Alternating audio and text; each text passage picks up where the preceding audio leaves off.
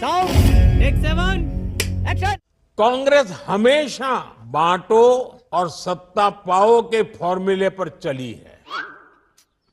वो अभी भी देश को बांटने के लिए नए नए नैरेटिव गढ़ रही है। वाह, क्या एक्टिंग कर रहा है। तो भैया सुना, मोदी जी का कहना है कि कांग्रेस हमेशा बांटो और सत्ता पाओ के फार्मूले पर चली है, जो आज भी देश को बांटने के लिए रोज नए नए तरीके अपना रही है। लल्लन भैया, ये मोदी जी बिल्कुल सही कह रहे हैं। वास्तव में कांग्रेस ने हमेशा देशवासियों को बांटा है, और वो तो भला हो इनकी सरकार का, जिन्होंने मुसलमानों को घुसपैठिया बताकर और हिंदुओं को मंगलसूत्र का डर दिखाकर सत्ता की मलाई को चाटा है।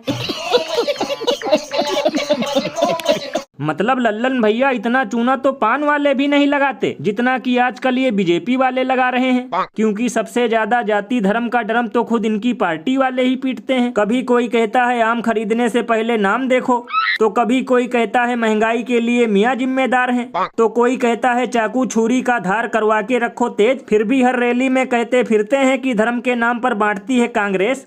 भैया इसीलिए तो इस पर महान कवि बाबा लपेटू दास ने कहा है कि जैसे मिठाइयों में फेमस है काजू कतली, वैसे ही उल्लू बनाने में फेमस है चाय की केतली। गजब बेइज्जती है। क्योंकि हर बार जरूरी मुद्दों को गायब करके ये लोग ऐसे ही देशवासियों को मूर्ख बनाते हैं। बताओ, 10 सालों से इनकी सरकार है, महंगाई बेरोजगारी से लोगों का बुरा हाल है, नौकरी के लिए युवा डिग्री लेकर भटक रहा है और किसान भी खेतों में माथा पटक रहा है, शिक्षा स्वास्थ्य सब है बेहाल, फिर भी कांग्रेसियों का नाम लेकर हमेशा काटते हैं माल। और अभी तो रुको, क्लाइमैक्स अभी बाकी है। मोदी कैबिनेट ने यह अहम निर्णय लिया है। कल ही हरियाणा जम्मू कश्मीर के नतीजे आए हैं और आज सरकार की तरफ से मुफ्त अनाज का जो ये फैसला है वो दिसंबर 2028 तक जारी करने की बात कही गई है। तो भैया सुना, अब 2028 तक देश के 80 करोड़ गरीबों को मुफ्त राशन मिलेगा। लल्लन भैया, यही खबर सुनकर तो मुझे कल से जोरों की हंसी आ रही है, क्योंकि भाषण ही है इन लोगों का शासन, और आत्मनिर्भर बनाते हैं देकर 5 किलो राशन। अरे बाप रे, ये तो धोती खोल रहा है। क्योंकि एक तरफ ढोल पीटा जा रहा है कि देश की अर्थव्यवस्था बुलेट ट्रेन से भी तेज दौड़ रही है, देश के 25 करोड़ लोग गरीबी से बाहर निकल चुके हैं और सिर्फ 3-4 सालों में ही लगभग 8 करोड़ युवाओं को रोजगार मिल चुका है।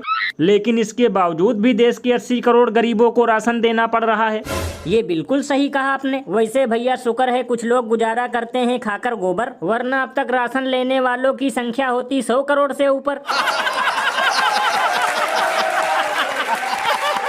क्योंकि दाल तेल और सिलेंडर तो छोड़ो, लहसुन और टमाटर भी ससुरा सेंचुरी मार रहा है और बेरोजगारी में अपना देश पड़ोसी मुल्क को पछाड़ रहा है।